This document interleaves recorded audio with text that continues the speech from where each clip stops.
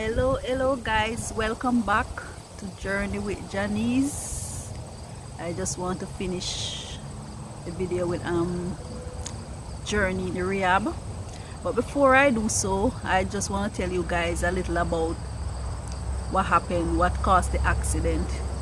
The back tire of the van blew out and the van overturned and it flipped from one highway to the other, and we got evicted from the vehicle. Thank God for his mercy that kept us. Yeah, journey in rehab, it wasn't easy.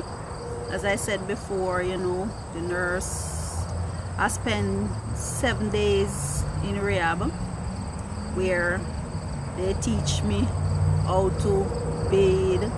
That's when I get my first shower, when I get to rehab. When I was in the hospital, I didn't get to shower, but when I get to rehab, that's where I get my first warm shower, where they teach me how to learn to walk, how to learn to put on my clothes, how to learn to do a lot of things for myself.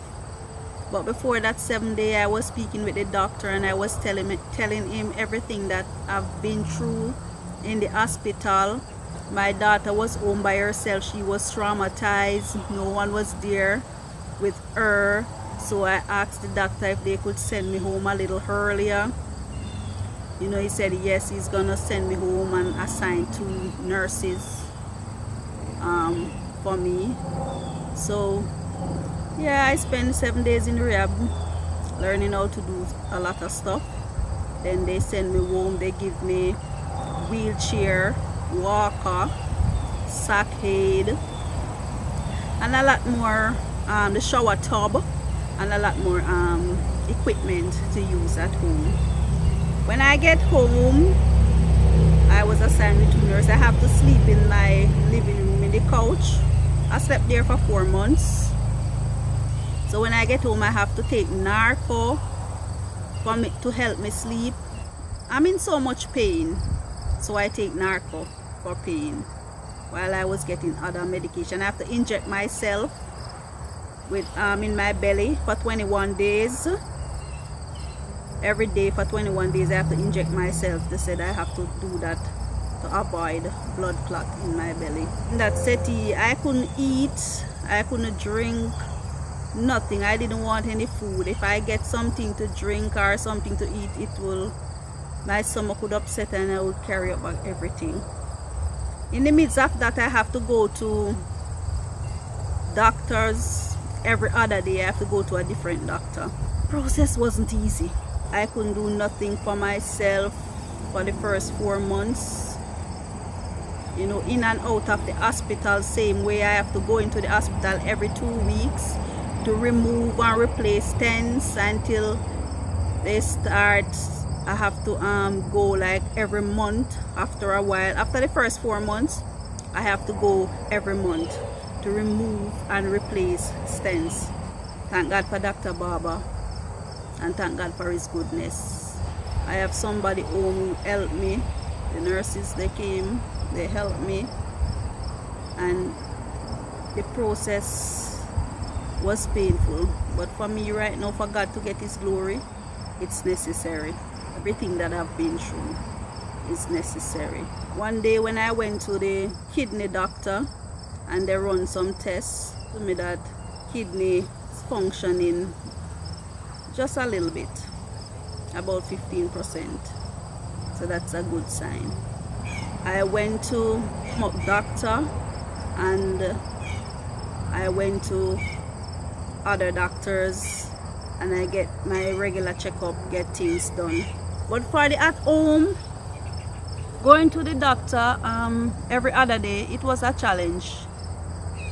It was really a challenge to get up and to go to these doctors' appointment. But I have a family member who go with me, nurse, my case manager. She always go with me to all my appointments. Right after all these now, then going to remove, replace stents. At one point I got infection. They have to keep me in the hospital, give me some antibiotic. So when I do replace the stents, They have to keep me in the hospital overnight and give me some antibiotic until everything come back normal, then they send me home. During all those process, it was so much pain. So much pain I was going through. It wasn't easy, as I said.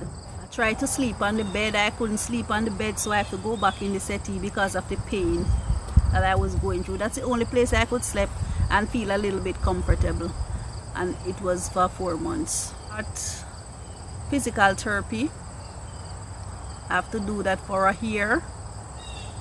It wasn't easy doing the physical therapy either. It was a challenge because I have drain number 1, drain number 2 in my side, and because of all the organs that was damaged, it wasn't easy. But you know, they take their time and they work with me, so I spent a year in physical therapy. At one point, I decided one day when I was home, decided that I have to make my first step, because I have to depend on somebody to do everything for me, and I wasn't feeling comfortable calling at all time, asking persons to do stuff for me. So I decided that I'm gonna try. So I can remember in July, I take my walker and I go in the bedroom, and after I take my walker and go in the bedroom, I use the saccade and I have the reacher and I use it and I get my clothes out.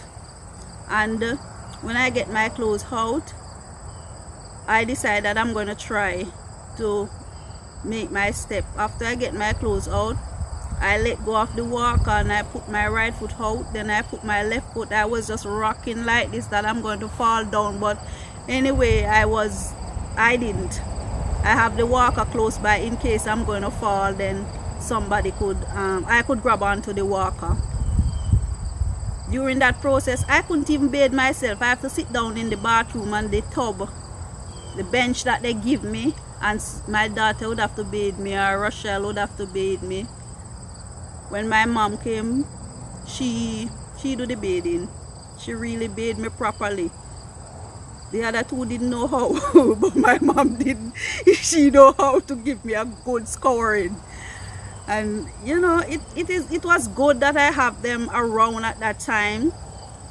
I have the support and the help, because I really needed the help. But that day in July when I decided I have to make my first step, I put in the effort and it worked, and I said, God, thank you. You know, I didn't do it all at once to leave the weight on my leg, because my leg didn't heal as yet. The one that have in the rod, the other one was swollen, and I have to put most of the pressure on the right leg. So I do it step by step, but I was happy I could able to make that first step. And after the show, I use the reacher and I get my clothes. I use the sockade and I put on my socks, and I did help myself to put my clothes on. So from that day in the mornings, I don't have to depend on anyone to make me a cup of tea. When I hardly sleep during the night, just like for 4 hours. When I get up, I could use the walker, go to the stove, and I'll turn the stove on and I'll make my tea. I couldn't walk with the cup to go back to sit down, but so I would have to just stand at the counter and drink the tea right there and then. And it was a little challenging, but I take it step at a time, trust God, and I go through the process. After all of that now, and I keep in the drains for like at 6 months. When I went to the doctor in July, I was here one day and I was in so much pain. My side was hurting, and they were saying to me, go to the hospital, go to the hospital. I didn't want to go to the hospital. I said to them, I'm tired of the hospital. I'll wait until on the 24th of July when I go back to see the doctor. So when I go back to see the doctor on the 24th of July, and my side was swelling and the pain, he sent me straight to the hospital. When I get to the hospital, they admit me at the hospital, and I was there for 2 days. They were going to take me down to radiologist on the 3rd day, but on the 2nd day in the night, the abscess burst. It was a abscess that come back, and the abscess burst, and I called the nurse and they set a bag and all the abscess drain out. But the next day they still take me to radiologist to clean it out and put back a drain and stitch it up. So I spent at least 5 days back in the hospital, and then I come home. I have to visit the radiologist like every 2 weeks, and they check on it. One day when I went there, the drain was shift. Oh my God, I felt so much pain, and they didn't dead in the area at that point in time. They just have to pull it out and clean up the area and then push it back in, and then stitch around it and cover it. It was so painful. I screamed. You know, it was so painful. After they finish that, I go home and I keep in the drain for at least until the October. When I go to October, they take it out. After they take it out, they said one of the stent will come out by itself, because I do remove and replace stents up to September. So when I go back October, they said the other stents will come out by itself. When I go back and do a test, it didn't come out. So they have to do a minor surgery procedure to get that stent out in November. I just want to give God thanks. You know, when I walk on the road with the drains in my side, people look at me. It's like some people scarring me. Some people, I would ask, what happened? Because I have to walk and hold up the drain on my side, or I have to strap it around my waist, and the bag, I always keep the bag out like my blouse over it, but you know, it shows. Even when I go to the hospital, I have to hold the drain bag. So it wasn't easy, but my aim and desire was just to stay focused and to get well and believe that God's promises are true and God is going to see me through. So after all of that now, and the drain come out, drain number 1 come out, drain number 2 come out, I am home, still going to physical therapy 3 times a week. I have to go to physical therapy. Still going to my doctor surgeries, not every other day now. They move it from every other day to once per week, until, you know, they move it to every 2 weeks, till they move it to every month. I still feel pain, but it's not as severe as before. Going back and forth to the hospital, same way, I'm running tests and all of that. In 2018, when I went back to the hospital to do CAT scan, MRI, blood work and other tests, while I was waiting on the result, one of the nurses said to me that she have good news. And I said, what is it? She said, the kidney that was dead is filtering 15% of urine. And I said, give God all the praise. You know, I started to thank God for that miracle. God, that's a miracle. To know that the kidney was dead and it started to filter 15% of urine. That's a miracle from God. So I was grateful for that. You know, everything else, the screws and stuff in my leg, when the rain fall, the time get cold, I'm in a lot of pain, but I have to live with it. And while there is life, there is hope. I'm grateful for my life. I'm really grateful for my life. I've been through enough to know that God is enough for me, and I'm really grateful for my life.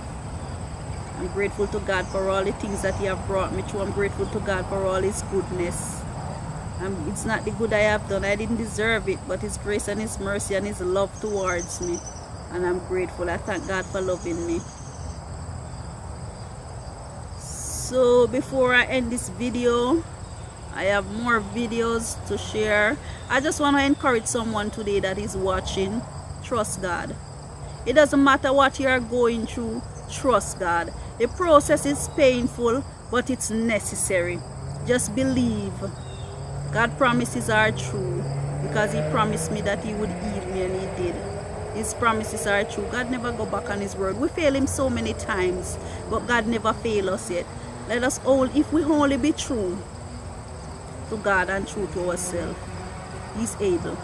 And there is nothing too hard for our God to do. Nothing. He do it for me, He can do it for you. And I'm alive today because of His grace. I'm grateful to be alive today. Really, really grateful.